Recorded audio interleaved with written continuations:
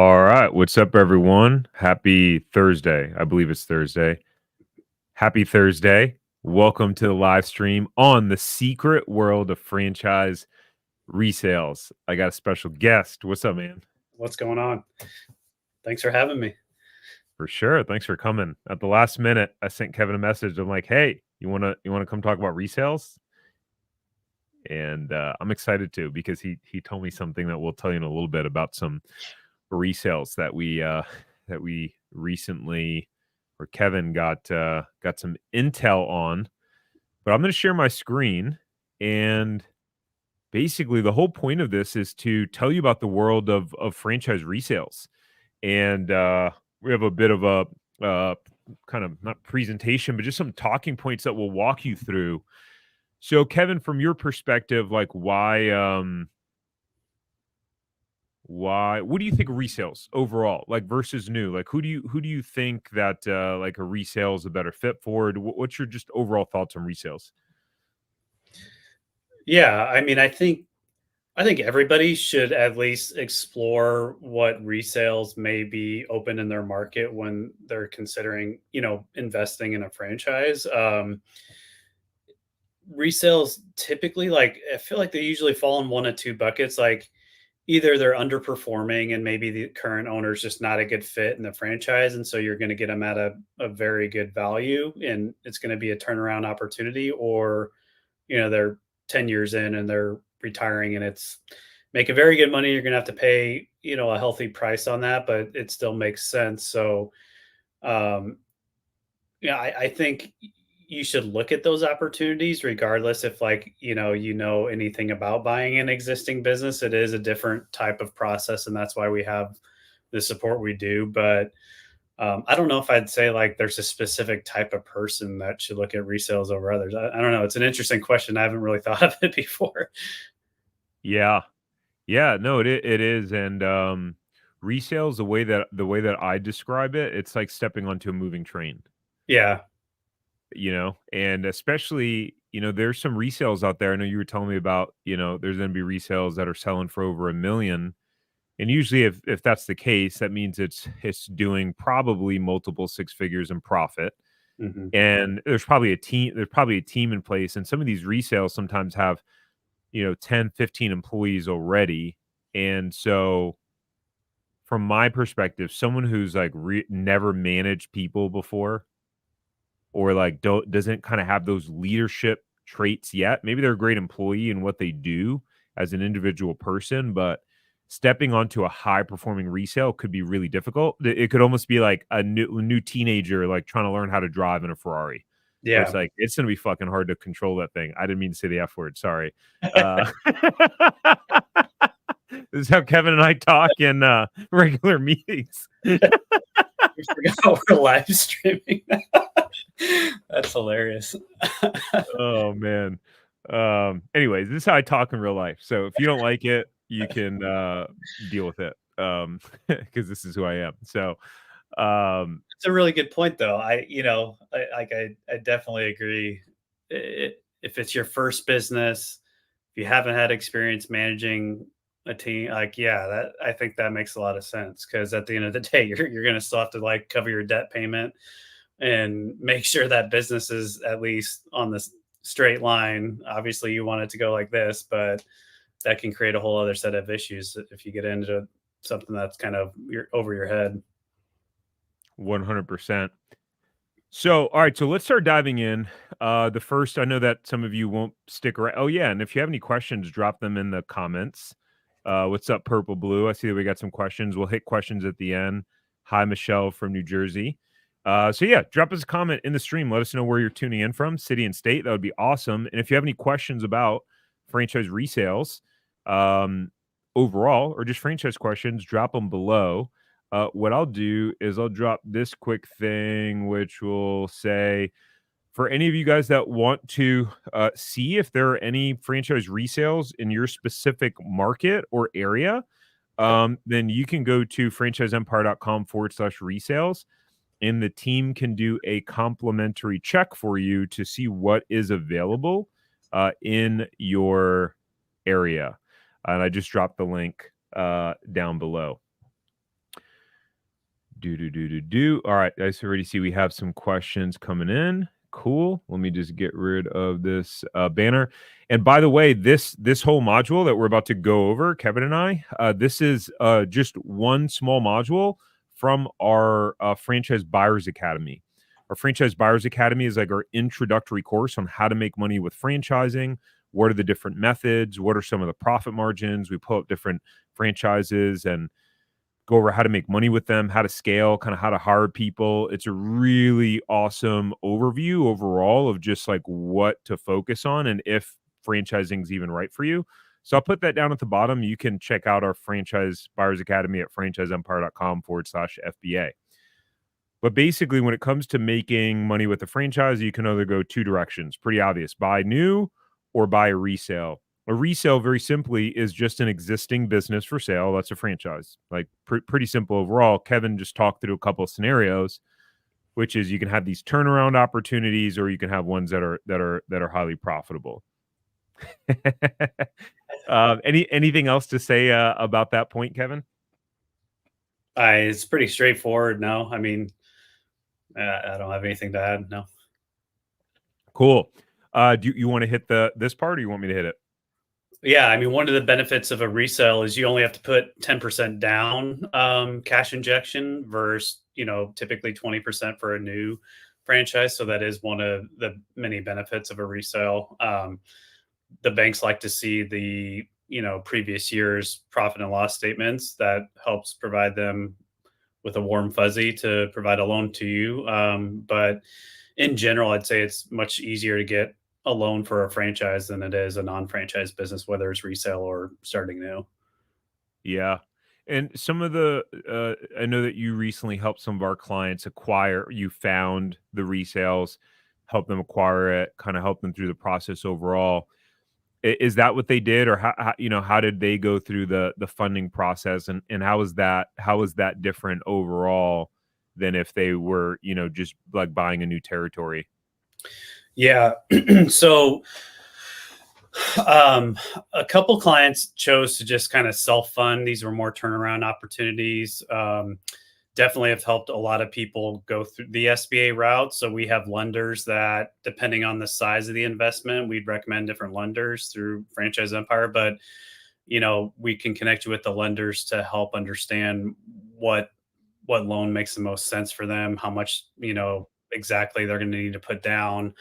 But I mean, all that stuff, the more I think about it, the more I help people with these resales and we see them, the more like I feel like you definitely, whether you work with us or somebody else, you should not do it on your own. It's pretty complex.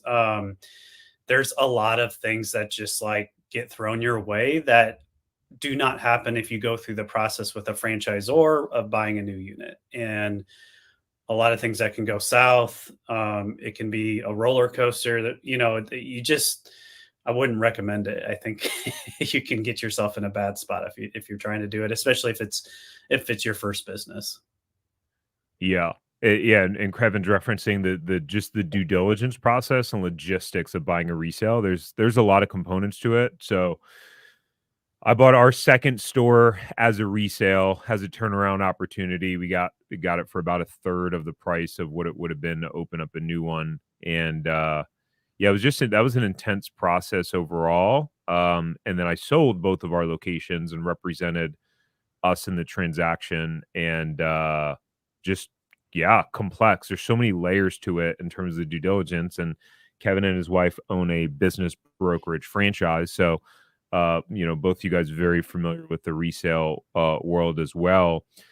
This is something that's kind of unique to resales overall, is the element of of seller financing. So have you seen that come into play at all in some of these resales, and what do you feel like is the opportunity there? Yeah.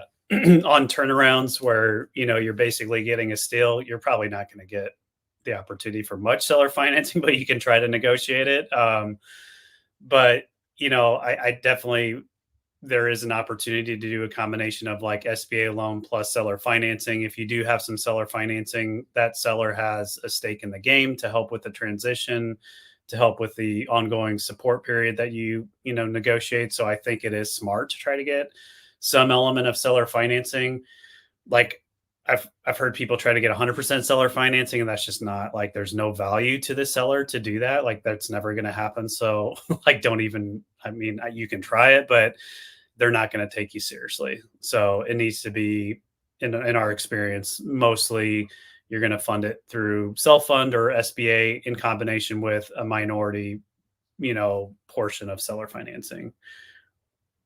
Yeah. What? Yeah. 100%. Yeah. The idea. I mean, I know there's a lot of stuff online around buy a business with no money down, but guys, most of the time, uh, an owner that's trying to get out, they don't want to drag it out, and they want to get paid. But there are some unique opportunities where, if the business shows a pretty strong profit margin, you can actually now you can bypass if you have strong financials. The If you get at least 10% seller financing, you could potentially not have to put any money down, or you finance 90%, seller finances 10%, then you're actually buying it with no money down. Now at that point, it's like your debt service is going to be pretty high, like your debt payment. So it better be a really, the business better be cash flowing a lot for it to like make sense for you to do that overall. But seller financing, it's an interesting part. I remember a few years ago, one of the guys I helped buy resale, he got like 5%, 5 or 10% seller financing, like 5 or 10% down, and then the rest SBA. And that was how he was able to kind of make it happen overall. So it's super interesting. I do see we got some questions coming in, so we'll hit them a little bit towards the end. Um, yeah, we'll hit them towards the end. So keep dropping your questions if you have it. Turnkey operation. So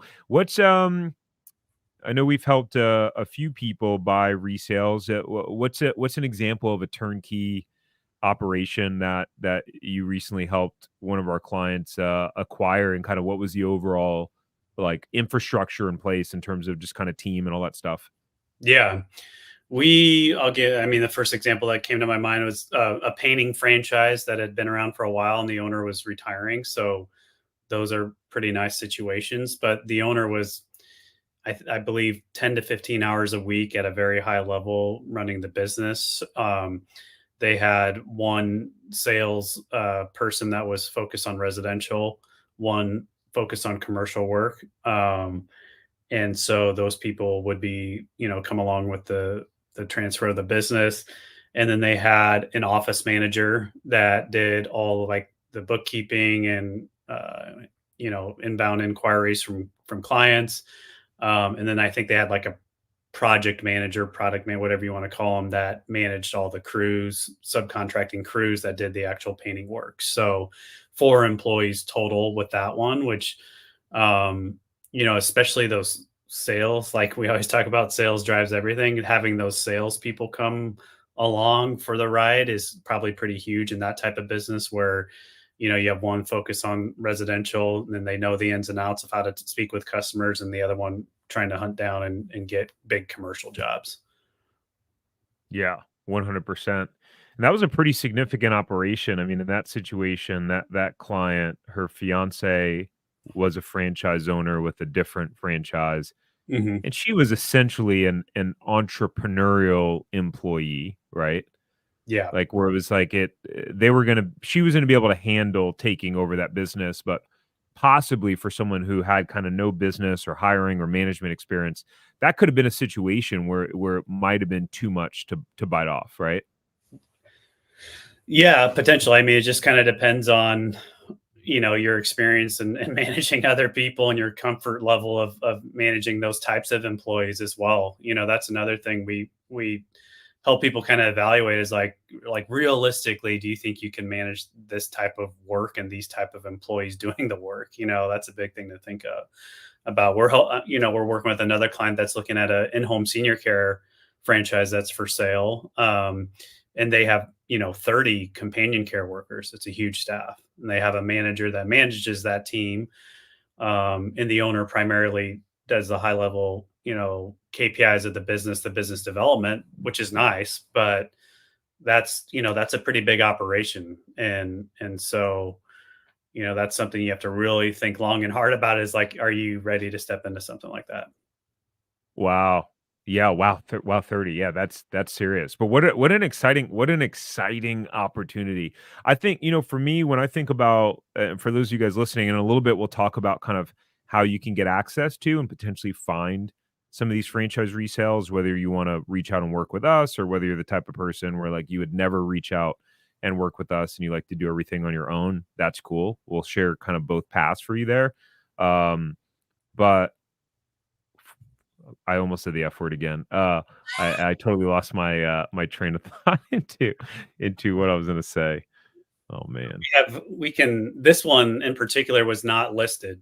It's still not it listed. wasn't. No, it's not listed anywhere. I had spoken with, is super random actually, to be honest with you, but I was speaking with the franchisor about another candidate in another market, and I said, "Hey, what are the odds you have any resales in this area of Texas?" He's like, "As a matter of fact, we have this owner that has been talking to us, and so literally has not been listed."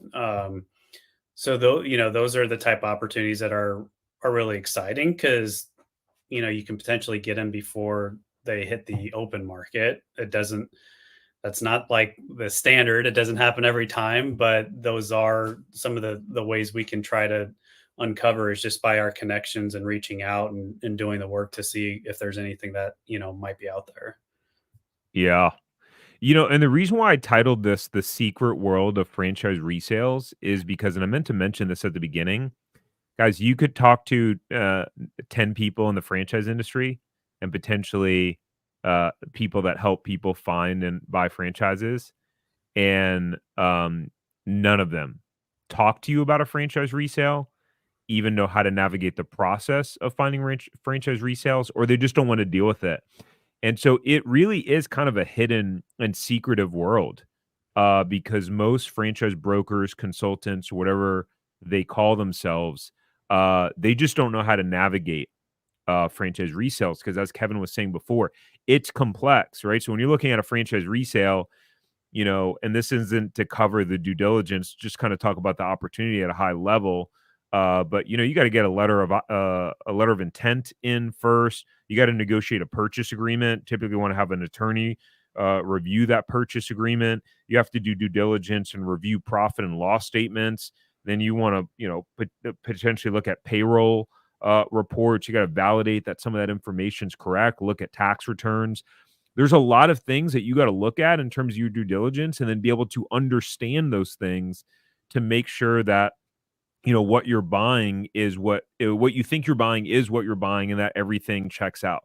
And that's why it's super important to have professionals with you, and it's just a much more complex transaction. But the beauty is that you can potentially step into a business that's already cash flowing, that completely replaces your income from day one. And we have some high figure earners that reach out to us to work with us where they're making 150 200 grand plus a year, and it's like, I really would prefer not to start from scratch. And some of these attractive opportunities that have seven-figure price tags to them, they typically have a really strong profitability that they're showing. This is, of course, not to um, just like disclose any sort of specific profits. You would have to look at the numbers for every business, but it's an interesting opportunity. I think it combines the best of both worlds. Right now, people are really interested in business buying, right? Like buying an existing business.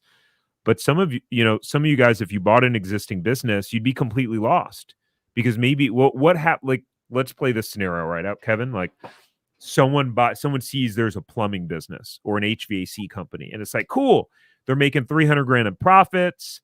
Maybe they're making 1.2 1.5 in gross sales. I'm really interested in buying this existing HVAC company. It's a need, not a want. It's recession proof. But then they go, oh wait, I know nothing about the HVAC business. Right. Sounds cool, right? Yeah, I tell our clients that all the time. I do think, I encourage you to look at businesses for sale that aren't franchises, but like my wife's got one listed now. It's a small plumbing business, but the guy's moving out of state. It's like when that guy's gone, there's not going to be no competition is going to help you out. I can guarantee you that. There's going to be like, I don't know how you're going to figure out how to run this business when you have those downfalls. Whereas, the franchise model, you have other owners you can tap into that aren't competing with you. You have the support from corporate, you have the systems. It's just way different. So it's a really good point. It can be riskier to buy an existing business. I definitely think so, especially if it's in something that you have like that's your background in, probably not, right? Like Yeah, if you're like an HVAC tech or whatever, you have background in that industry, cool, go for it.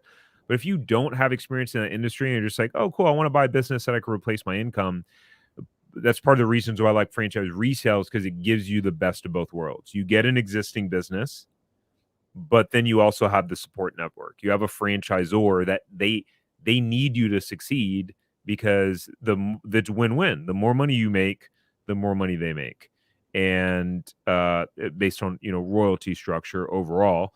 And then yeah, you do have other franchisees that want to help you. It's surprisingly, like there are franchise systems where like franchisees will sometimes bend over backwards to really help you in the process. There's some franchisors where they even assign you mentors, right, Kevin? yeah, yeah, for sure. Yeah, Is that what you're about to say? yeah, I was about to say that. Yeah, but no, I think it's especially if you get in the right type of franchise system where they have built that culture and environment where people are helping each other. I mean, dude, everybody wants to get back when you get successful and you're a good person, like you want to help other like new people out. Like that's just like I don't, unless you're a complete asshole, like you're gonna want to like help, the new franchise owners out. So um yeah, Suresh here had a good question about do brokers get any commission? I imagine he's saying on the buying side. But I wanted Yeah, to, what you want to clarify? You want to clarify your question? if it is on the buying side, Suresh, one of the points I was going to make is like Tarek was talking about, a lot of brokers and consultants won't even show you resales. It is complex and they don't even know how to navigate it. One, but also two, there's a lot that can go wrong where a broker may not potentially get paid for a long time. So their incentive, and so like we do things differently, and we have a structure where we're going to help you look at resales regardless of when we're going to get paid, basically. And so I think that is another reason where the question was a good one, like how do they get paid? Well, it is different. Yeah, there we go. There's the question. Yeah. And to be clear, guys, so like it's funny, we're running Facebook ads now. Up until this point, we've built this business organically, making YouTube videos. People would get value, reach out, ask for help, become clients. And so, we're ready to scale and just help people in a bigger fashion. And there was someone who commented on one of the Facebook ads, like it was the one for 5 low cost franchises that make $1 million. And he's like, "Oh, so you're just giving this out from the goodness of your heart?" And I'm like, no. Here's the way ads work. Okay. So about 1,000 people will see the ad. Um, about the goal is that about 100 will want to give their information to get the free information, give their information to get the free information from the ad. And then maybe out of those 100 people, 10 people go, wow, this was valuable and helpful. I really like it. I'd like to do business with these people. So to be clear, like when we do these live streams, like our intention, we have two intentions: to provide value and to help educate you. And we know that 90% of you will never reach out, and that's cool. You'll get some value out of this, and this is awesome. Like Kevin and I really enjoy doing this.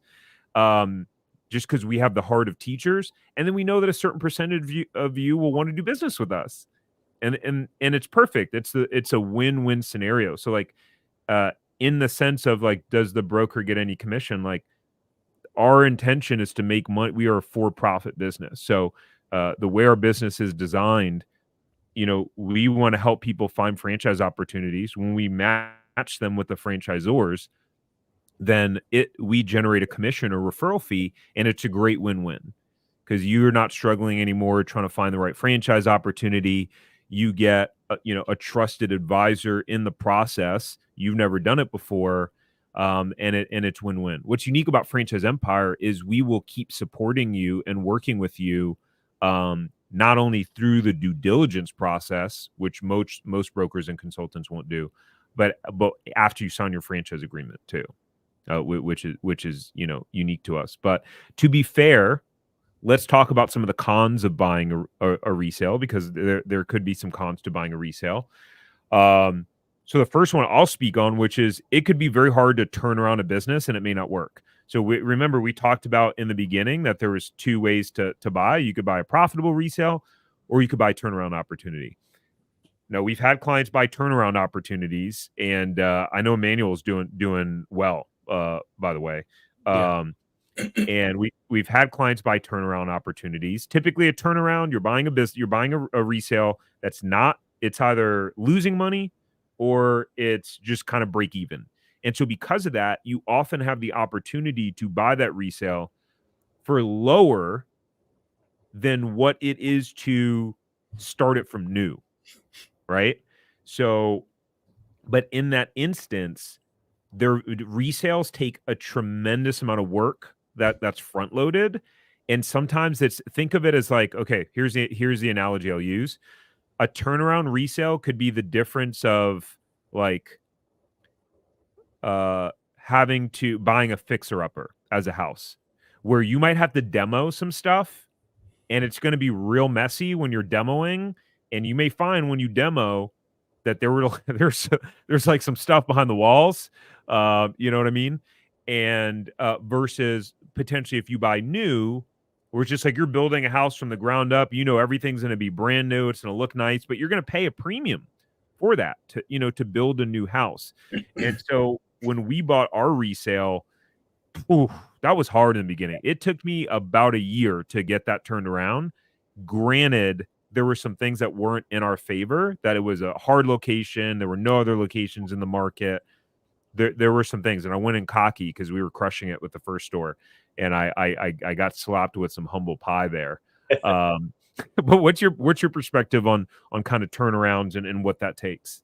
Yeah, I mean, I don't think I like turnarounds for the most part, but I say when we work with clients, I'm like, we're not going to look at a resale just because it's a resale. If it's in like a system, a franchise system that is not proven, they don't show the potential of what it could be. Like if the Mm, potential of the system is still low and this is like a turnaround or a bad performing location, like there's no sense even looking at it. But if it's like a really solid franchise overall, where you can see like, wow, like the AUV for this is $2 million for their Z's, and this company's doing 300,000. Obviously, there's something wrong with this potential owner. They're not following the system. Then that's an exciting opportunity to me, even if you have to come in and demo some stuff to get it to where it should be. And the other thing about franchises is the franchisor will still put you through the same training that you would go through as a new owner. So you're going to get all that training and understand the right way to run the business. You're going to come into the business where the owner's probably not doing it the right way, but you'll still get that training from the corporate, which is, I think, a big differentiator. what 100, that's such a good point. And I know that from our newsletters. And if you guys don't know, anyone probably watching, you probably see on Mondays, Kevin and I do a live newsletter where we go over one specific franchise resale available and one specific um, franchise of the week. And I know you've mentioned that and put that in the newsletter. When that happens, when you go, okay, this resale is doing, 500 grand in sales, but the average location in their FTD does 900. So there's obviously some areas of opportunity there. What about for resales that are really profitable? You want to talk about that and paying a higher price, and like that one comment that we got that one time when the person was like, it's selling for 1.1, that's so expensive. What's the reframe around that people should be thinking about that?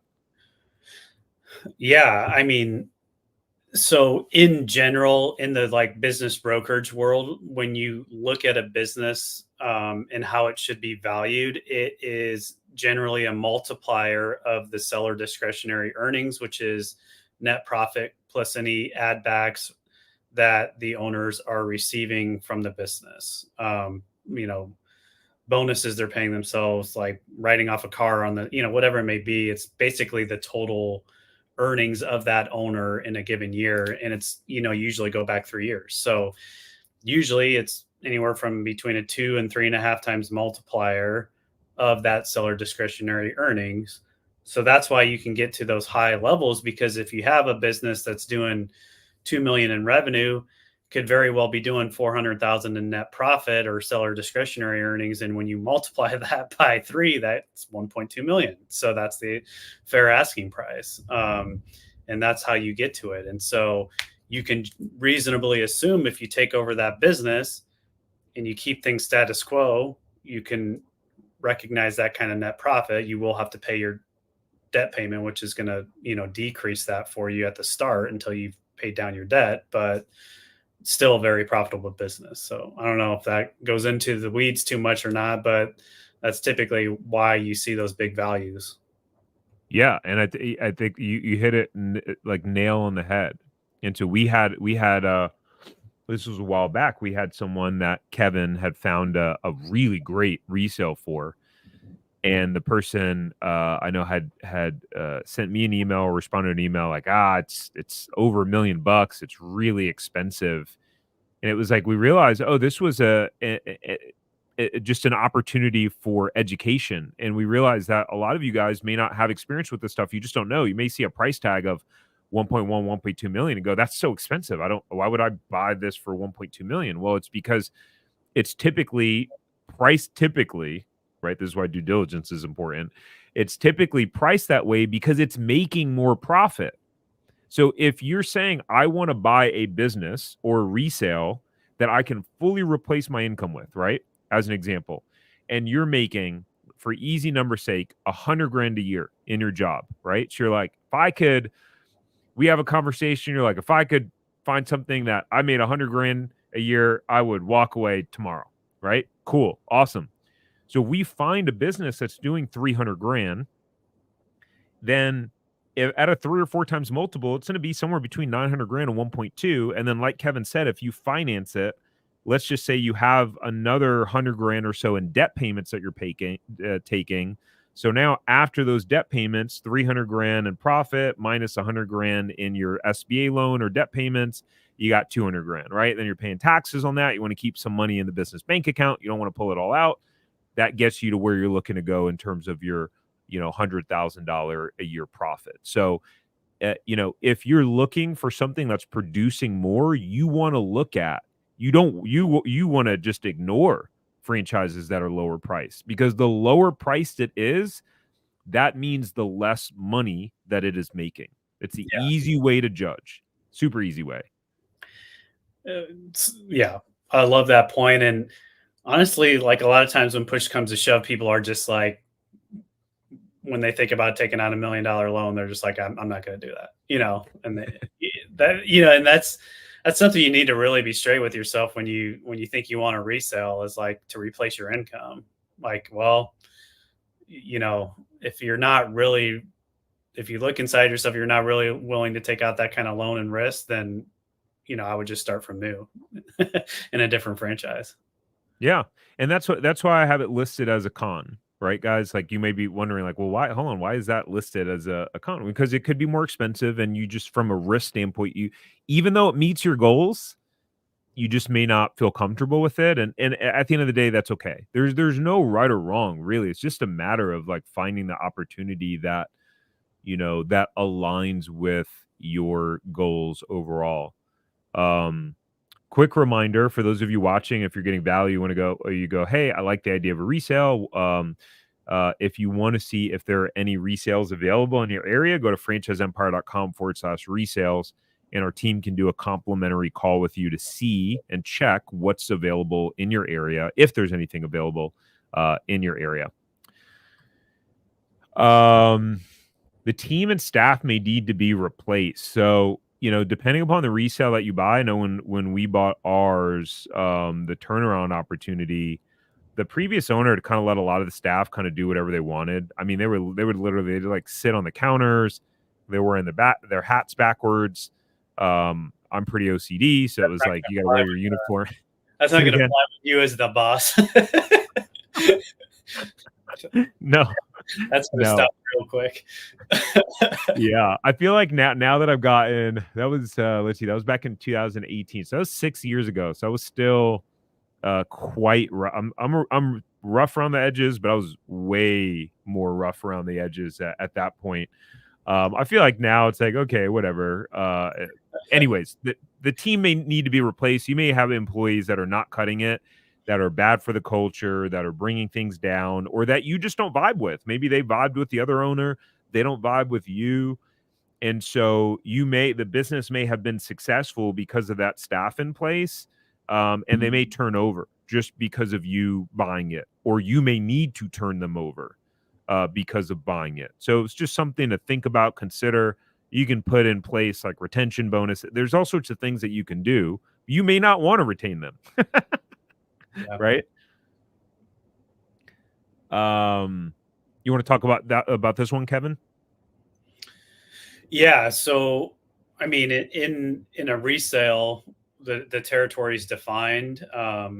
So there's not really any expanding outside of that territory unless you talk to the franchisor and get an understanding of what's surrounding you. But oftentimes there may be no open territories around you anyway, so you have to take what you can get from the resale territory. But you know, if you're in an area like and we're working together, I always ask like, how far are you willing to drive for the right opportunity? Like 45 minutes, an hour. If I find an exceptional resale that's an hour and away, that's more than replacing your income. Is that something you'd be okay with? And if not, that's totally cool. We can stay within a certain driving radius. But yeah, you're kind of at the mercy of what that territory looks like. Yeah, 100%. And what's cool is that and we'll wrap up here in a second. So this, by the way, there's okay, we'll hit the rest of these cons real quick, but there's like a whole bunch more to this module where we actually talk about like specific clients that we've helped, and there's like more stuff to it as well. Where we talk about new franchises. This is actually a whole module in our Franchise Buyers Academy. So again, this is just like one small module of many things. There's a module on profits and showing profitability of different franchises, margins, showing sales to investment ratios, showing how to scale, how to hire, how to fund, all sorts of cool things. So if you're interested in those things and you're someone who's interested in buying a franchise, trying to figure out how it all works and how you could do it, or you're just not sure, then you can go to franchiseempire.com/FBA and join our Franchise Buyers Academy, which is we've gotten a tremendous amount of really positive feedback from it.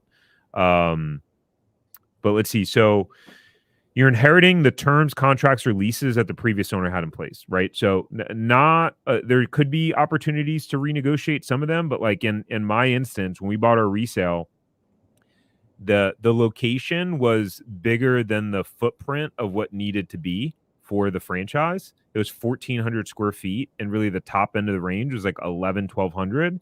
And so we were paying for 200 extra square feet, which turned out to be a good like $600 to $800 more a month in rent payments, and we didn't need that. And we could have really used that $600 to $800 a month. And so like that's not something you can change. Like especially if it's a retail location, like you're not going to go do a whole nother build out. You would buy from new. So there could be some different terms, contracts, etc. in place when you're buying a resale that they may just get what's called assigned to you, where you don't have the ability to change those terms. So those are things that you'd want to look at in the due diligence process to just have an understanding at least of like what you're walking in through.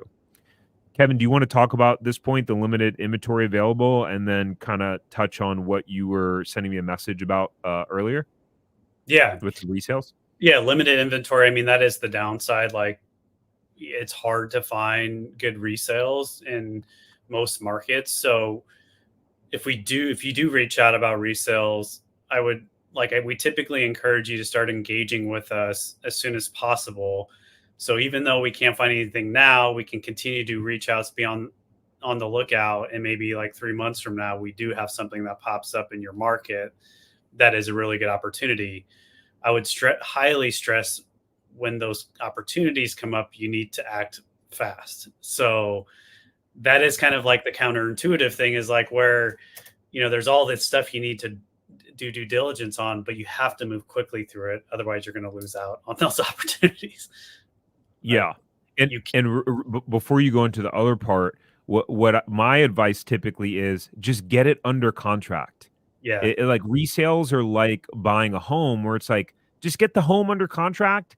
If the home inspection comes back bad, you can, as long as you negotiated an out, you can always get out. So get the resale under contract, under a purchase agreement. Make sure you've negotiated a 30-day back out due diligence period, and then go through the due diligence. But I've had an individual before that it was an amazing resale, and I told him not to go back trying to renegotiate with the owner until they had the fully executed purchase agreement. Guess what he did? He went back, tried to renegotiate with the owner because he was getting a little nervous, and the owner chose to go with a lower offer because she thought it had a higher likelihood of going through, because the guy's skittishness was making her nervous. Yep. And I was like, dude, you just killed the deal. You just literally, it's like, and then of course afterwards, people always want what they can't have. Oh man, I really wanted that. And I was really excited about that. Well, listen to your advisors, ladies and gentlemen, be coachable. Yeah. That's a really good point. So how do you get access to to inventory out there? So we have a couple databases that franchisors will post resales on that aren't like Biz by Sell. They're not public facing. So we have access to that. We pay for access to those. We also just naturally have a lot of contacts in the industry, and we do literally like a pretty manual process of reaching out to dozens of franchises that kind of meet the criteria of what our clients are looking for, and asking if there's any resales available now or coming onto the market that we can get out ahead of. Just through that work over the last couple of years, where we've been more, not focused, I wouldn't say, but more intentional about looking for resales, we've gotten a lot of franchisors reach out to us proactively, talking about like, hey, I'm going to have some resales in these markets. I know you guys do a lot of that stuff, which is really, really cool. So we just had one today, a great home services brand. We love this franchise. I'm working with a client on just a new location somewhere, and the developer said, hey, I want to give you a call because I know, you're interested in resales. We have these two markets that we're currently helping them value the business, getting an asking price. Please be on the lookout for any of your clients. So, which is awesome. We'd love to hear that, because like we can get ahead of that stuff, And they're not, so to be clear, these are not publicly available on the market. No, not even listed on the internal databases that I talked about yet. They're just like, they're in the process of working towards a listing like that. So again, if we can get like the speed to react on those things is really important. So if we can get ahead of it and get ahead of any potential competition, that's good. 100%. Yeah. So cool, guys. All right, let's I think we answered a lot of the questions naturally. But let's see real quick. So we answered what are the pros and cons of franchise resales. We went through that whole thing. We went through that. We we covered the typical income multiple for resales, but you want to just hit on that again real quick, Kevin? Yeah, it's usually just a multiplier of the seller discretionary earnings. So it really depends on the type of business. I would say in general for franchises, you're like 2 to 3.5% multiplier, but it can vary. Yeah. Next question is, do you need a business plan to show SBA? Yes. Okay. Roger that. Yes, you do. And there's a lot of resources that we can help you guide. Yeah, but yes, you do. Yeah. He was saying, got it. The question was, is resale commission different from new sale? It can be, yeah, it can be less, to be honest, but it can be. It just depends. Every situation's different. Yeah. What is a better measure if they have it listed EBITDA? Yeah, I think you're missing a D there. So that would say EBITDA, which is earnings before interest, taxes, depreciation, and amortization, or cash flow. Do you want me to answer that or you got it? Yeah, I'd be curious to hear your answer. So like this, yeah, this can get really technical. So EBITDA is basically the what most people would classify as what shows as profit on a profit and loss statement. Mhm. Um, Technically, the term cash flow is a little bit deceptive because cash flow is really what you're able to pull from the business. So I like to focus on the more technical terms just because there's a lot of ambiguity in something like saying cash flow. Someone may say cash flow and your definition of cash flow, my definition of cash flow, the other person's definition of cash flow is like three different things. EBITDA, everyone knows that means earnings before interest, taxes, depreciation, and amortization. And that is a technical, financial term. So, that's what I would be looking at overall. Um, Cash flow can often include a lot of the add backs, like Kevin was saying. Like if it may show the profit, the EBITDA, on the profit and loss statement, but what that doesn't reflect is that the owner is, paying themselves a salary of 70 grand. And so Mhm. you got to add that back in. And then they're paying for their car insurance, and that's 3 grand. And they're paying for their health insurance, and that's 10 grand a year, and so on and so forth. Anything else to add to that, Kevin? No, that was solid. When do you ask for tax returns once you're under purchase agreement? Yeah, wait till you're under contract. Yeah. Because my perspective is, you know, you get the profit and loss statements, and what you want to do is assume that the profit and loss statements are accurate, right? Yeah. That they're true and that they're accurate to just get under contract. Use that as a way to negotiate, right? The purchase price, negotiate the purchase agreement, and then, as a part of the purchase agreement, it's you get to go through your financial due diligence. So, want to see tax returns, payroll reports, all that stuff. And then that's when you look at tax returns, and that's when you then verify. Once you're under formal due diligence and under contract, that's when you're then verifying and validating that the information on the P&L is actually true. And if you find something, that's when you then have the opportunity to negotiate, or you can back out of the deal. That's at least my perspective. What are your thoughts on that? Yeah. Yeah, I agree with that. That makes sense to me. Cool. Awesome. All right, everyone. Well, I hope you enjoyed it again. Last kind of call to action here. If you want to see what franchises are available in your area, you can go to franchiseempire.com/resales. You will need at a minimum, especially for resales, you really need to have at least $250,000 net worth overall. Um, because a lot of them, to get funded, you need to have collateral, especially if it's a bigger franchise. So yeah, anyways, you can schedule a complimentary call with the team. I think there's one last question. What if the seller wants more than 2.5, 3.5x multiple? They very well could ask for that.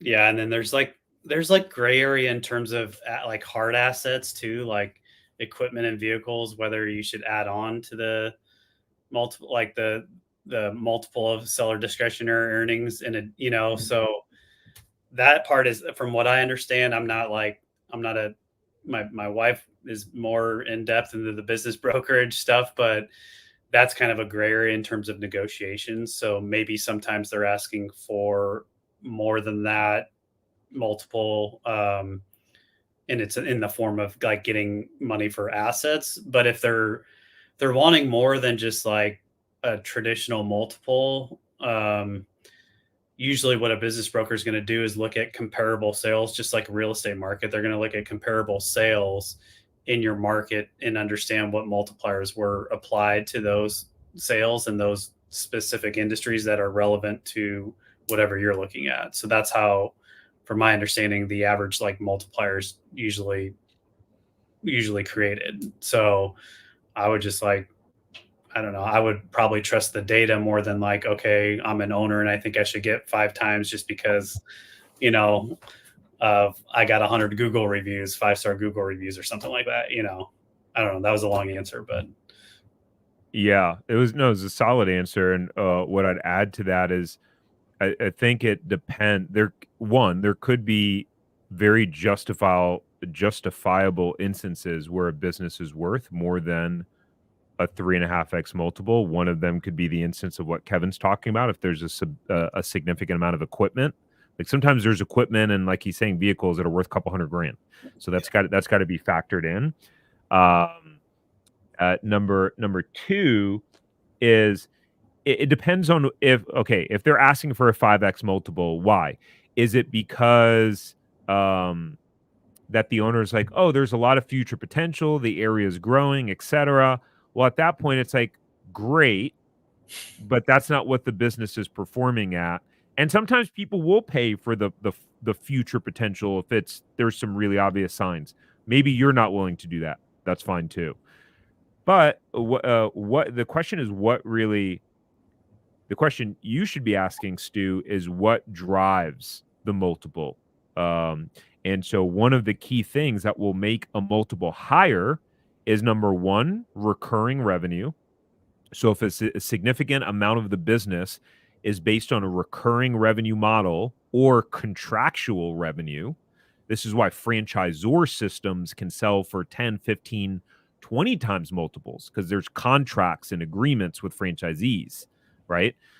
So recurring revenue. And then number two is the more absentee an owner is, or the more there's layers of management, the higher the multiple will be. So if you look at a franchise and the owner is in the day-to-day, right? And they don't have any manager or salespeople, it's just them, you're probably looking at 1 to 2 times earnings. Yeah. Right? Now, if my buddy recently sold this company for, what did he sell it for? Like a 6 or 7 times multiple. And so, but he had a general manager who was running the company. He was not involved in the day-to-day of the business. He had multiple divisional managers or departmental managers, sales managers, construction managers, all those different things.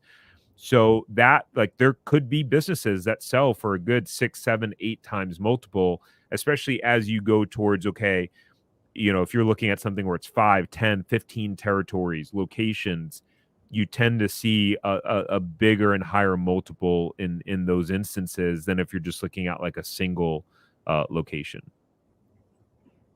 So that's my real nerdy answer. Cool, guys. All right. Well, thanks for tuning in. Kevin, thanks for joining last minute. Appreciate it. I know we ran a bit over too. So, but I think people got a lot out of it. So, all right, y'all. Peace.